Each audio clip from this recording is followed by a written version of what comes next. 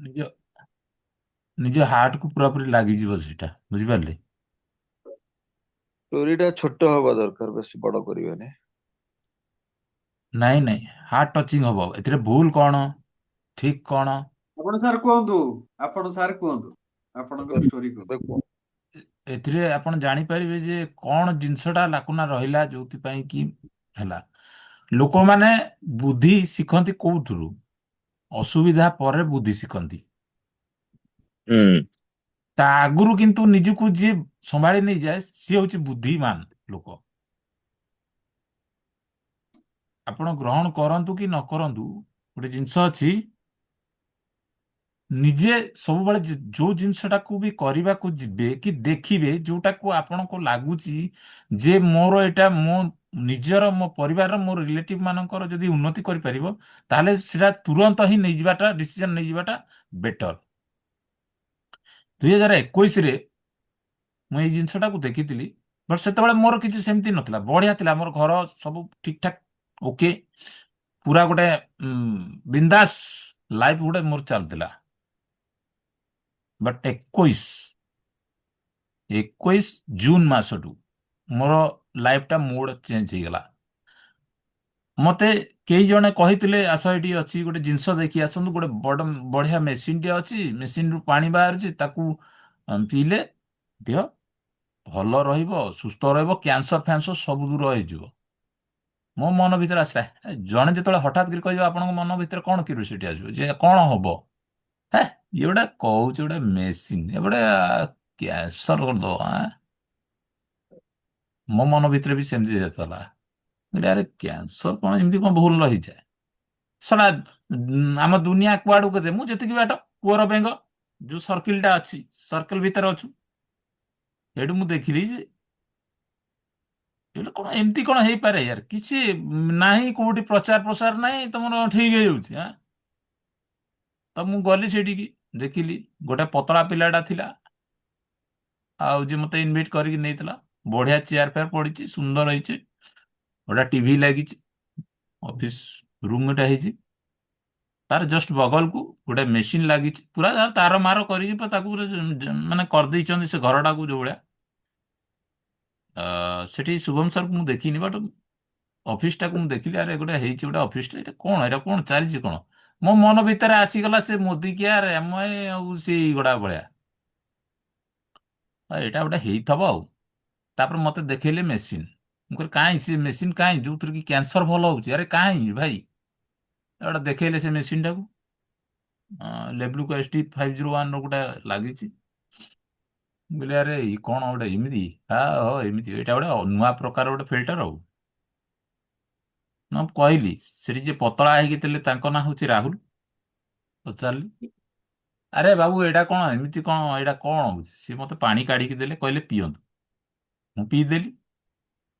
ତ ଯିଏ ମତେ ନେଇକି ଯାଇଥିଲେ ସିଏ ମତେ ପଚାରିଲେ, ସାର୍ କେମିତି ଲାଗିଲା? କଣ ଲାଗିଲା? ପାଣି ତ ପାଣି, ଆଉ ପୁଣି ଲାଗିଲା କଣ? ଟିକେ କେମିତି ମେଡିସିନିଆ ମେଡିସିନିଆ ଟିକେ ଲାଗୁଛି। ନୂଆ ଫାଷ୍ଟ ଫାଷ୍ଟ ଯେତେବେଳେ ପିଇଲେ ସେଇଭଳିଆ ଲାଗିଲା। ତାପରେ ମତେ କହିଲେ, ଏଠି ଟିକେ ବସନ୍ତୁ। ମୁଁ କହିଲି, ଆରେ ଶଳା, ସକାଳୁ ଯାଇଛି, ମତେ ଟାଇମ ନାହିଁ। 8ଟା ବେଳକୁ ଯାଇଥିଲି। ଆରେ କଣ ଗୋଟେ ଟିଭି ଚଲେଇ ପକେଇଲେ ଆଉ। ସିଏ କଣ କଣ କହିଲା, ମୋ ଉପରୁ ପଳେଇଲା ଏମିତି ସାଇଁକି। କାରଣ ମୋ ମାଇଣ୍ଡଟା ସେଠିକି ନଥିଲା। ମୋ ମାଇଣ୍ଡଟା ଥିଲା ଯେ, ଆରେ ଏ ଶଳା, ଇଏ ମେସିନରେ କେମିତି ଦେହ ଭଲ ହଉଛି? ଏ ମେସିନଟା କଣ ଅଛି ଜିନିଷ, ଆ ଦେହରେ କ୍ୟାନ୍ସର ଭଲ ହେଇଯାଉଛି? ଶଳା, ହସ୍ପିଟାଲ କଣ ଭାଡ ମେ ଯାଏ? ହସ୍ପିଟାଲ କାହିଁକି ରହିଛି? ହଉଠୁ ମୁଁ କଣ କଲି, ମତେ କହିଲେ, ଆଉ ପାଣି ଆପଣ ଘରକୁ ଟିକେ ଟିକେ ରେଗୁଲାର ନିଅନ୍ତୁ। ମୁଁ ଡେଲି ଡେଲି ଆଣି, ମାନେ 2 ଦିନ କି 3 ଦିନ ଆଣିଛି। ବଟ୍ ମୁଁ ଟିକେ ଅବହେଳା କରିଥିଲି, ଆଉ କଣ, ଆଉ ଯାଇକି ସୋଡା ଫୋଡା ପିଇଦବା ବାଟରେ, ଇଏ କରିବା, ସେ ସବୁ ଚାଲିଲା, କିନ୍ତୁ କିଛି ମାନେ ଇମ୍ପାକ୍ଟ ପଡିଲାନି। ୟାରେ ଆସ୍ତେ ଆସ୍ତେ ଆସ୍ତେ ଆସ୍ତେ ଜୁନ ପରେ ମୋ ଲାଇଫ ମୋଡ଼ ଆରମ୍ଭ ହେଲା। ଏସିଡିଟି ପ୍ରୋବ୍ଲେମ ହେଲା। ଆମର ରାଜନଗର ଏରିଆ, ଯୋଉଠି ମୋର କର୍ମକ୍ଷେତ୍ରଟା, ସେଠି ପୁରା ଯାଇକିରି ମାନେ ହୋଟେଲରେ ଖାଇବାଟା ଆମର ମାନେ ଡେଲି, ଆଉ ସେଠି ମସଲା ଯୁକ୍ତ ଖାଦ୍ୟ ସବୁଦିନ। ତ ସେଠି ମୁଁ ଦେଖିଲି, ଖାଇ ଖାଇକି ମାନେ ଦେହ ଅସୁସ୍ଥ ଆଡକୁ ଗଲା। ଆଚ୍ଛା ମୁଁ ଯେମିତି ଫିଲ୍ ମାନେ କରୁଥିଲି, ଯାହା ତ ଖାଉଥିଲୁ ନା ଆମେ ଫ୍ୟାମିଲି ଖାଉଥିଲୁ, ତ ମୋ ମିସେସ୍ ବି ସେଇଭଳିଆ ସେମିତି। ତ ତାପରେ କଣ କରିବା, କଣ କରିବି? ମାନେ ଏସିଡିଟି ପ୍ରୋବ୍ଲେମ ହଉଛି ଡେଲି। ପଳେଇ ଯିବୁ ହସ୍ପିଟାଲକୁ, ଗୋଟେ ଗ୍ୟାସ୍ ଟାବଲେଟ୍ ଖାଇଦବୁ କି ଗୋଟେ ଇଞ୍ଜେକ୍ସନ ଦେଇଦବୁ, ଠିକ ହେଇଗଲା। ଆଉ ଆଉ ସବୁ ବାବା ମାନେ ଥାଆନ୍ତି, ମାନେ ଯୋଉମାନେ ପ୍ରବଚନ ବେଶୀ ଦିଅନ୍ତି, ସେମାନେ ସବୁ ବିଭିନ୍ନ ପ୍ରକାର ଆଇଡିଆ ମତେ ଦେଲେ। ଏଇ ଜୁଆଣି ପାଣି ପିଇ, ସେଇଟା ପିଇ, ଟିକେ ଯୋଉ ଅଫିସ କି ଗଲେ କହିବେ ଯେ ଏଇ ଯୋଉ ସୋଡାରେ ଟିକେ ପକେଇ ଦିଏ ଜଲଜିରା, ତାକୁ କରିକିରି ପିଇ, ଦେହ ଭଲ ହେଇଯିବ। ଔଷଧ ପିଇଦେଲେ ଗୋଟେ ଢକାର ପଳେଇ ଆସି, ଦେଖିଲୁ ବାହାରିଲା ଭିତରୁ ଗ୍ୟାସ ଟା କେମିତି ବାହାରିଲା ଦେଖିଲୁ। ଏଇ ପ୍ରକାର ହେଇକିରି ମାନେ ଦେହଟା ଆଉ ଟିକେ ବୋଧେ କେମିତି କଣ କମଜୋର ହେଇଗଲା। ଦିନେ ଏମିତି ଘରକୁ ଆସିଲା ପରେ ମୁଁ କହିଲି ଆଉ ଛାତିଟା କଣ ଏମିତି ଖାଲି ଖେଞ୍ଚି ଖେଞ୍ଚି ଖେଞ୍ଚି ଖେଞ୍ଚି ହଉଛି। ନା ଏଇଟା କଣ, ଏଇଟା ଗ୍ୟାସ୍, ପ୍ରବଳ ଗ୍ୟାସ୍ ହେଇଯାଇଛି, ମେଡିସିନ ଆଣିକିରି ଖାଅ ଠିକ ହେଇଯିବ। ରେଗୁଲାର ମେଡିସିନ ଚଲେଇଛି, କିଛି ନାହିଁ। ତାପରେ ଦେଖିଲା ବେଳକୁ ମିସେସ୍ଙ୍କର ଦିନେ ବାନ୍ତି ହେଲା।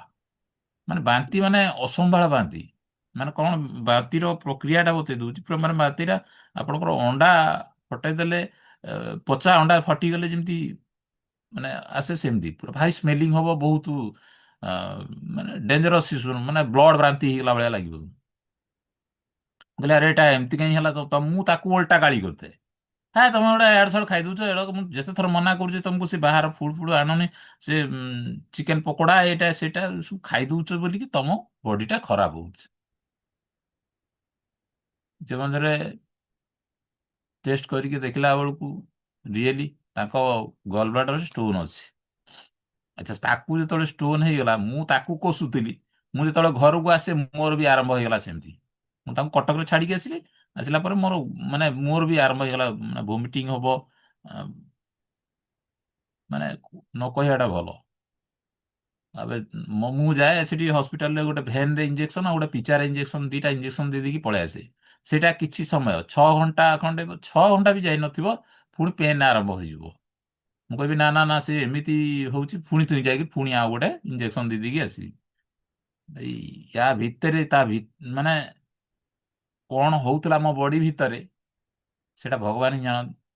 ମୋ ଭିତରେ ମାନେ ଆରମ୍ଭ ହେଇଯାଇଥିଲା ସେ ପ୍ରକ୍ରିୟାଟା। ଯଦି ମିସେସ୍କର ବାହାରିଲା ତାହେଲେ ମୋର କାହିଁ ନ ବାହାରିବ?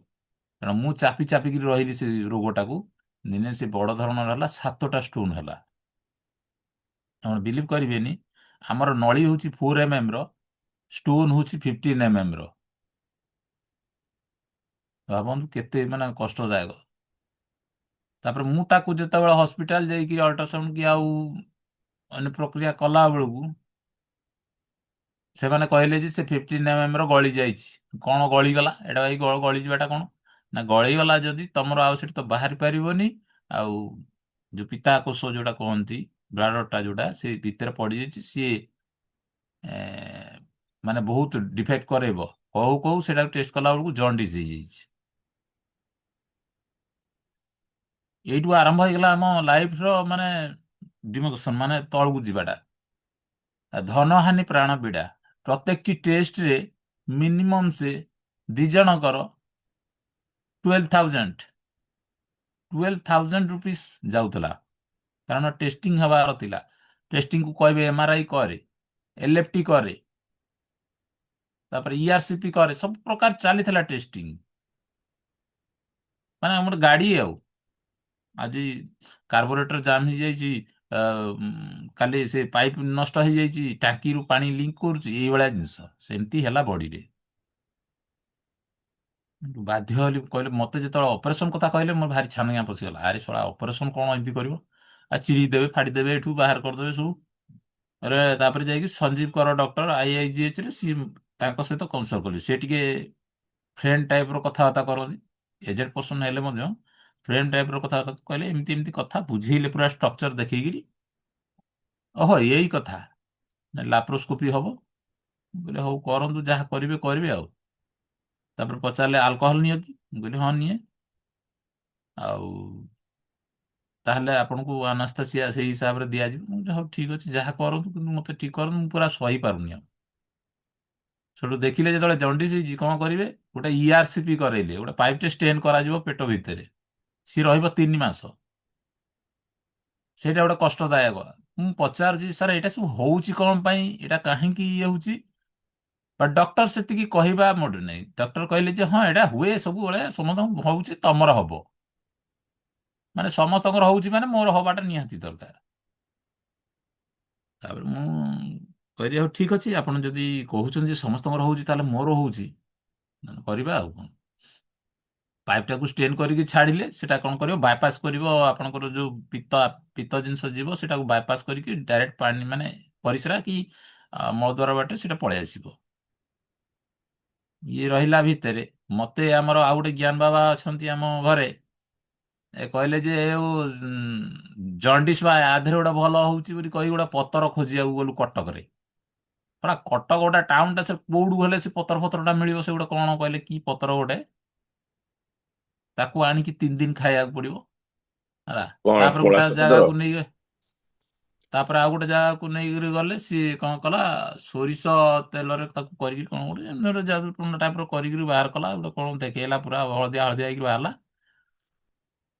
ତାପରେ ଇଏ ଯୋଉ ପତ୍ର ଦେଇଥିଲେ ତାକୁ 2-3 ଦିନ ପିଇଲି, ତାପରେ ଆଉ ସହି ହେଲାନି। ଯେତେବେଳେ ମୁଁ କହିଲି ବାବା ମତେ ନେଇ ଚାଲ ହସ୍ପିଟାଲ, ମୁଁ ଆଡମିଟ କରିଦିଅ, ମୁଁ ଏଇଠି ପଡିଥିବି, ମୁଁ ଏଇ ଆଡକୁ ଆଉ କୁଆଡେ ଯିବିନି ବାହାରକୁ, ମତେ କାହିଁ ଗୋଟେ ଭଲ ଲାଗୁନି। ତାପରେ ଶ୍ୱଶୁର କଣ କଲେ, ସେଠି ନେଇକିରି ଆଇଜିଏଚରେ ଯେତେବେଳେ ଆଡମିଟ କରାଇଲେ, ସେଠି ସେ ଯେତେବେଳେ ଟେଷ୍ଟିଂ କରି ଦେଖନ୍ତି, କହିଲେ ଯେ ହଁ ହଁ ଠିକ ହେଇଛି। କାହିଁକି ନା ମତେ ଲାଗିଲା ସେ ପତ୍ରର ପ୍ରଭାବରେ ଟିକେ ବୋଧେ କମି ଯାଇଥିଲା। ତୁରନ୍ତ ମୁଁ କହିଲି ସାଙ୍ଗେ ସାଙ୍ଗେ କରନ୍ତୁ, ମତେ ଆଉ ଅପେକ୍ଷା କରାନ୍ତୁ ନା, ଅପରେସନଟା କରିଦିଅନ୍ତୁ। ଅପରେସନଟା କଲେ ମହିମା ବୋଲି ଗୋଟେ ନର୍ସିଂ ହୋମରେ, ସେଠି ମତେ ଅପରେସନ କରେଇଲେ ଆଉ ମାନେ ପାଖାପାଖି 3 ଦିନ ଖଣ୍ଡେ ରହିଲି ସେଠି। ଗଲବ୍ଲାଡର ମତେ ଆନାସ୍ତେସିଆ ଯୋଉ ପ୍ରକାର ଦେଇଥାନ୍ତି, ମନେ ପୁରା ଖାଲି ବାଉଳି ଚାଉଳି ହଉଥାଏ ସବୁବେଳେ। ମାନେ ଦି ଥର ଆନାସ୍ତେସିଆ ନେଇଛି, ଇଆରସିପି ବେଳେ ଆଉ ଗଲବ୍ଲାଡର ଷ୍ଟୋନ ଅପରେସନ ବେଳେ। ତାପରେ ଆସିଲି ଘରକୁ, ସେଟାକୁ ଘରେ ଘରେ ମିସେସର ବି ତା ସେ ଆଟ୍ ଏ ଟାଇମରେ ମିସେସର ବି ଅପରେସନ ହେଇଥିଲା, ସେ ବି gallbladder stone operation, laparoscopy operation ହେଇଥିଲା। ତାର 2ଟା ଅପରେସନ ହେଲା। ଗୋଟେ ସିଷ୍ଟ ଗୋଟେ କଣ ବଢୁଥିଲା ବୋଲି କହିଲେ, ସିଷ୍ଟଟା ସେଟା ବି ଅପରେସନ ହେଲା। ମାନେ ସିଏ ବି ବହୁତ ପେନ୍ ପାଇଛି। ଆର ଜଷ୍ଟ ଅପରେସନର 15 ଦିନ ପରେ, ଜୁଲାଇ ଅଗଷ୍ଟ ବେଳକୁ ଆସି ଯେତେବେଳେ ଏଠି ପଟାମୁଣ୍ଡେଇରେ ରହିଲୁ, ପଟାମୁଣ୍ଡେଇରୁ ଆମେ ମାନେ ଡେଲି ଡେଲି ଗୋଟେ ଆମକୁ ଡକ୍ଟର କହିଦେଇଥିଲା ଯେ ମେଡିସିନ ମାନେ ଗ୍ୟାସ୍ ଟାବଲେଟ ସବୁବେଳେ ନବ। ଆରେ ସବୁବେଳେ ନବ କଣ, ଏମିତି ହେଇଛି। ଆଉ ସବୁବେଳେ ଆମ ଘରେ ବି ସେମିତି ଡିଜାଇନ କରିକି ରଖା ହୁଏ, କୋଉଠି ଖଟ ଉପରେ, କୋଉଠି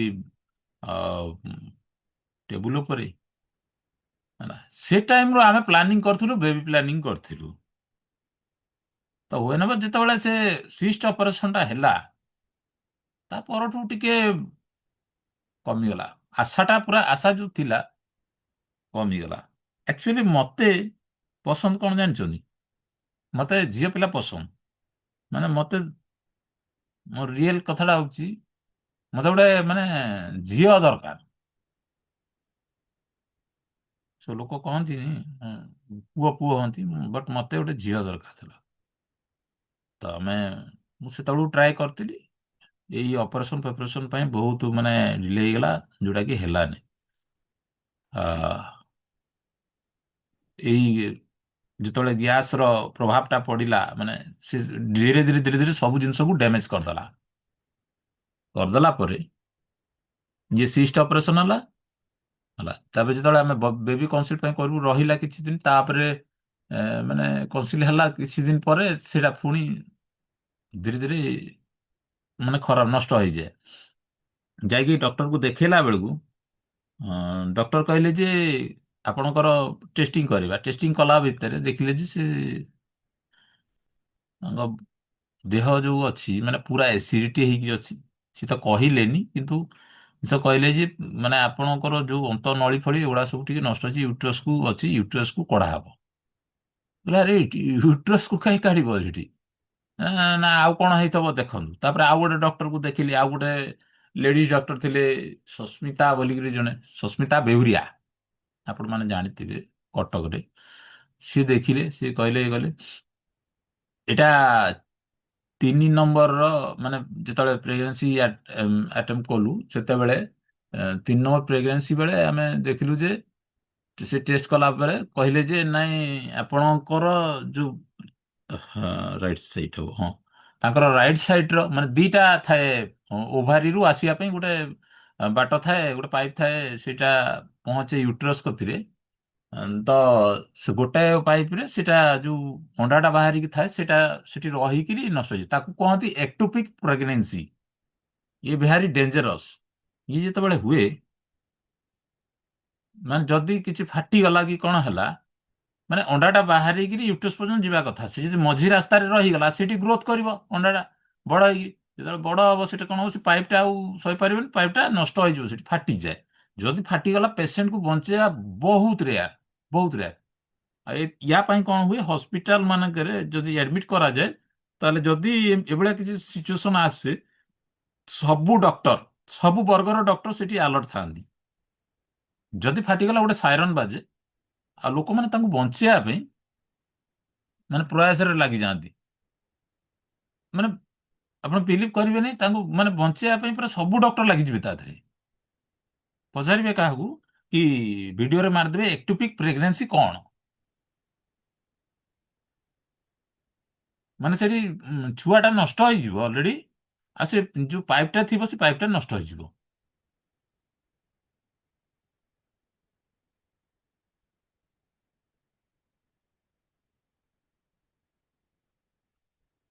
ତ ତାପରେ କଣ କଲେ, ଯେତେବେଳେ ନଷ୍ଟ ହେଇଯିବ ବୋଲି କହିଲେ, ନଷ୍ଟଟା ବି ହେଇଗଲା। ଏଗେନ୍ ଗୋଟେ ଅପରେସନ ହେଲା ଏଇଟା, ସେ ଅପରେସନ କରିକିରି ସେ ପାଇପଟାକୁ କାଟିକିରି ବାହାର କରାଯାଏ। ଏଟା କାହିଁକି ହେଲା, ମୁଁ ସେଠୁ ମାଇଣ୍ଡ ଭିତରେ ଖାଲି ଷ୍ଟ୍ରାଇକ୍ କରୁଥାଏ, ଶଳା ଏସବୁ ହଉଛି କଣ ପାଇଁ। ମାନେ ଏତେରୁ ବି ବୁଦ୍ଧି ମୋର ଶିଖୁନି, ତିନି ତିନି ଥର ହେଲାଣି। ନା ସେ ମ୍ୟାଡାମକୁ ପଚାରିଲି, ସସ୍ମିତା ବେହେରାଙ୍କୁ ପଚାରିଲି, ମ୍ୟାଡାମ ଇଏ କଣ ସବୁ ଏଇଟା ହଉଛି କାହିଁକି? କହିଲା ହଁ ଏମିତି ହୁଏ ଆଉ ରହିଯାଏ। ମାନେ ଡକ୍ଟର ବି କ୍ଲାରିଟି ଦେଇପାରିଲାନି। ମତେ କହିଲା ତାକୁ ଅ, ଆପଣ ଠିକ ଖାନା ଫାନା ଦିଅନ୍ତୁ, ଭଲ ତନ୍ଦୁରୁସ୍ତ ଖାନା ଦିଅନ୍ତୁ, ଇଏ କରନ୍ତୁ। ବୋଲି ମ୍ୟାଡାମ ତ ନଷ୍ଟ ତ ହେଇଗଲା, ମୁଁ କରିବି କଣ ବର୍ତ୍ତମାନ? ମୁଁ କହିଲି ମୋ ଫ୍ୟାମିଲିର କାହାକୁ ବି ଏଇଟା ଜଣେଇ ଦେଇନି।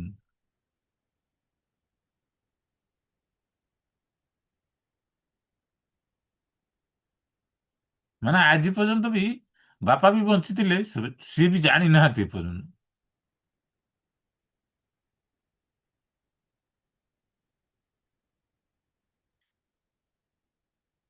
ତାପରେ ଯାହା ହଉ ସେ ଟାଇମରେ ମୁଁ ଇନଷ୍ଟଲ କରିଥିଲି ଅଲରେଡି, ମୋର ମେସିନ୍ ଘରେ ଇନଷ୍ଟଲ ହେଇଯାଇଥିଲା। ତାପରେ ମୁଁ ଦେଖିଲି ବିଭିନ୍ନ ପ୍ରକାର ଭିଡିଓ ଦେଖିଲି ଯେ ବଡିକୁ କେମିତି ମାନେ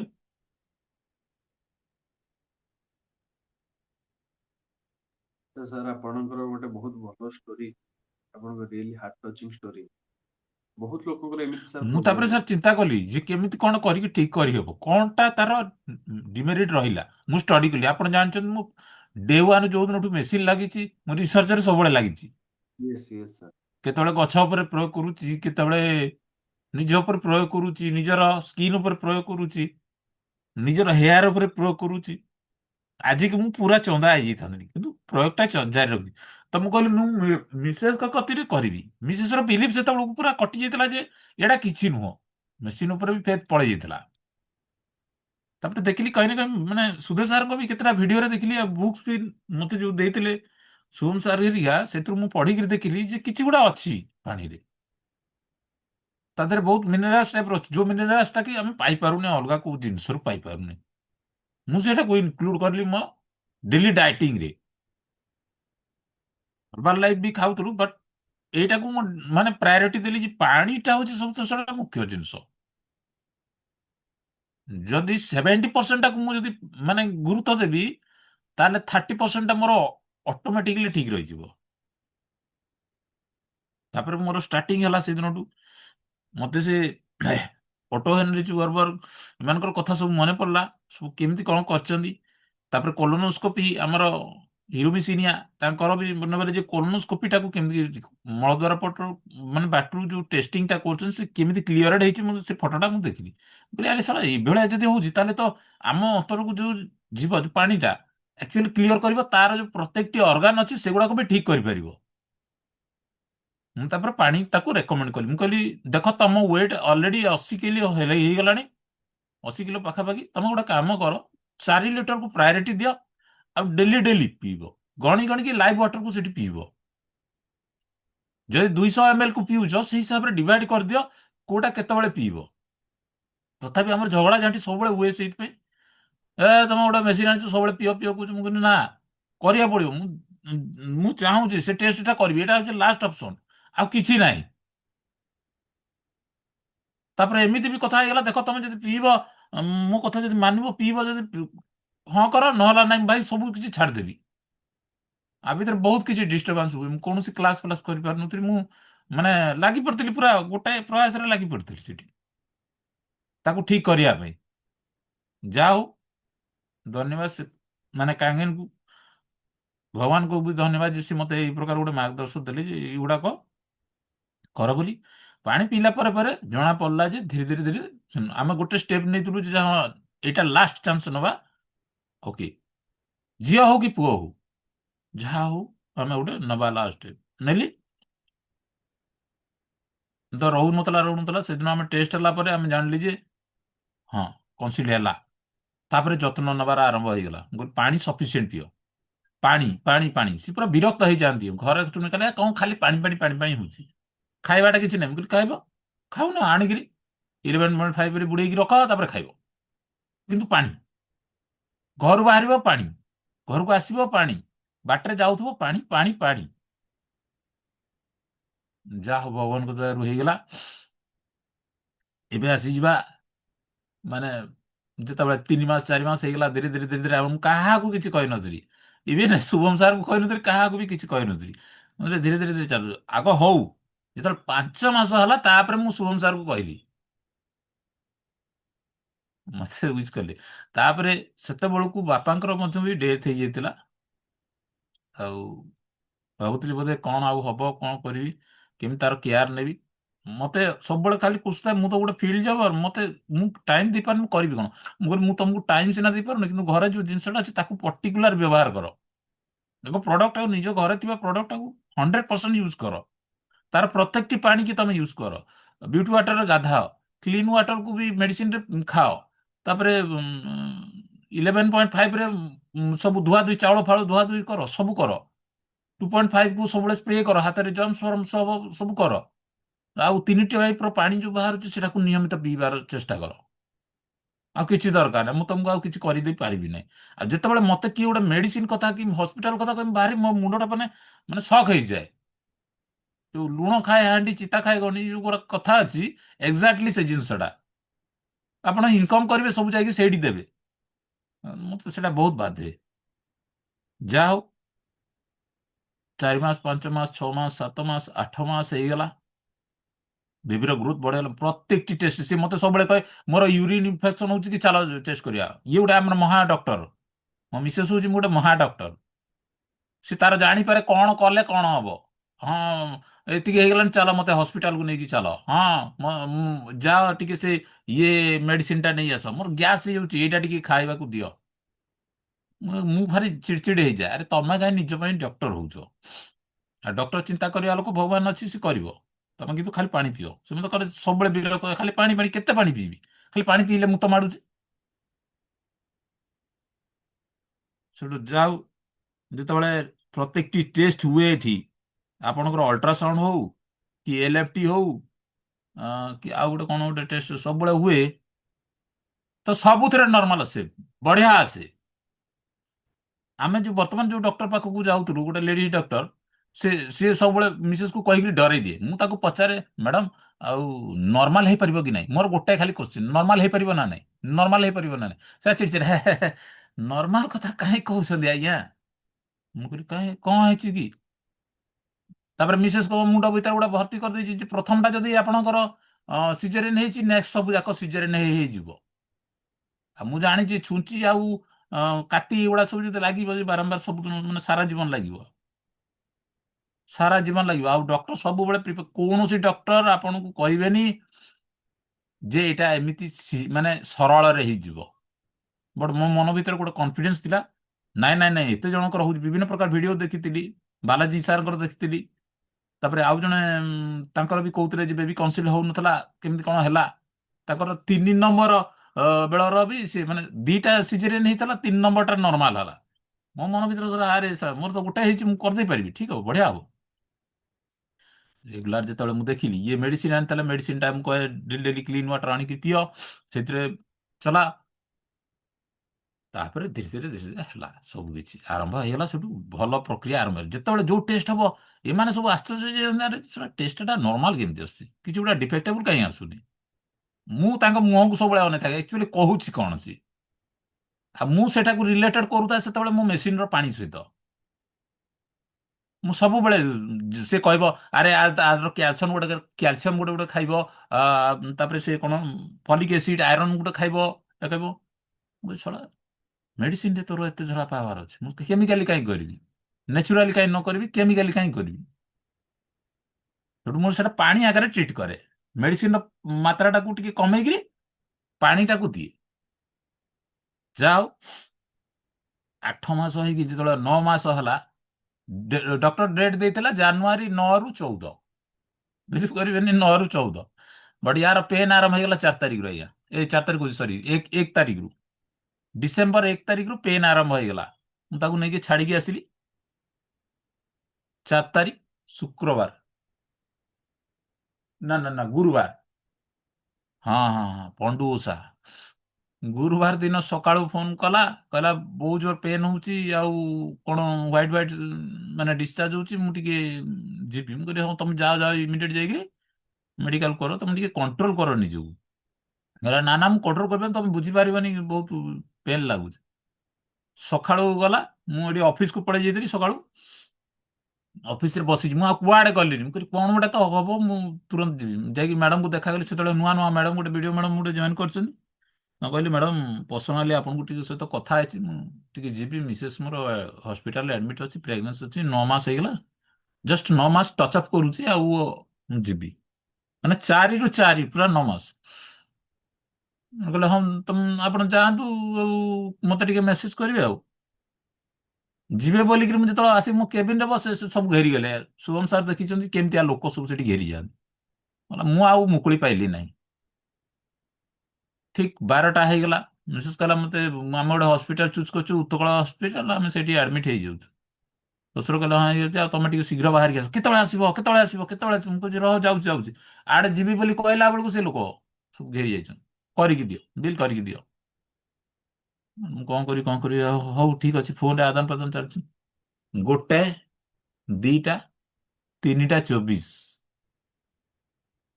ପୁଅ ଜନ୍ମ ହେଲା। ଠିକ 3ଟା 24 ବେଳକୁ ପୁଅ ଜନ୍ମ ହେଲା।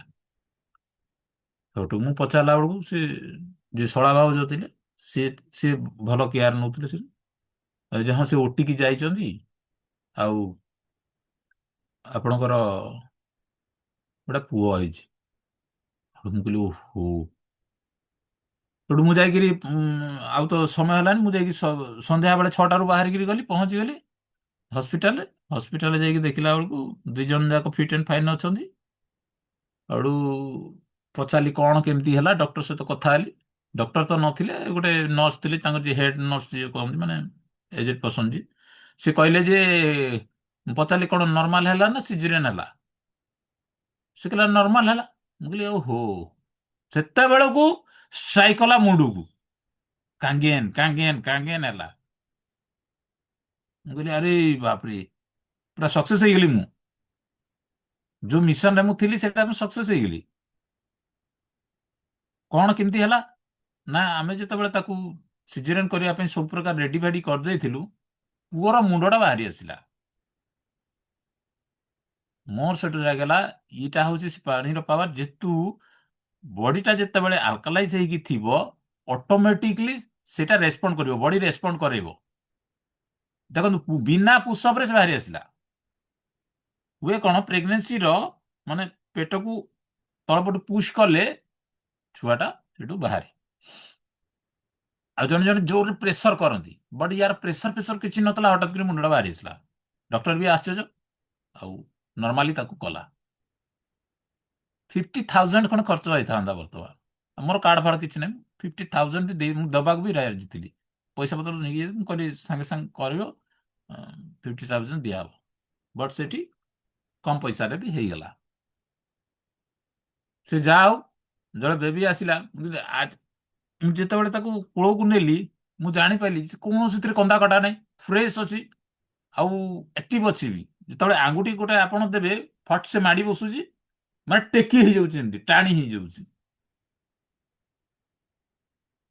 ଆଉ ବଡି ଭିତରେ ତାର ମାନେ ସବୁ ପ୍ରକାର ଫାଇନ୍ ଅଛି। ମୁଁ ପଚାରିଲି ପେଡିଟ୍ରିକ୍ ଡକ୍ଟରକୁ, ସାର୍ ଟିକେ ତା ଦେହ ଫେହ କେମିତି ଅଛି, ଯେହେତୁ 9 ମାସରେ ବାହାରି ଆସିଛି, ୱିକ୍ ଅଛି କି କଣ? ନାଇଁ, ଏକଦମ ବଢିଆ ଅଛି।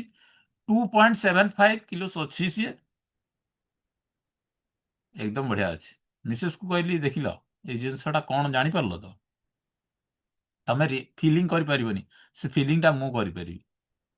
ଆଉ ମୁଁ କହୁଛି, ଏଇ ଯେତିକି ଦିନ ମୁଁ ଘରେ ରହିଲି, ବର୍ତ୍ତମାନ ତାଙ୍କ ଘରେ ରହିଲି ସେଠି, କୋଉଦିନ ପୁଅର ତାମାନେ କଣ ହେଲା, ପେଟ କାଟିଲା, ମୁଣ୍ଡ କାଟିଲା, ଏପର୍ଯ୍ୟନ୍ତ ହେଇନି।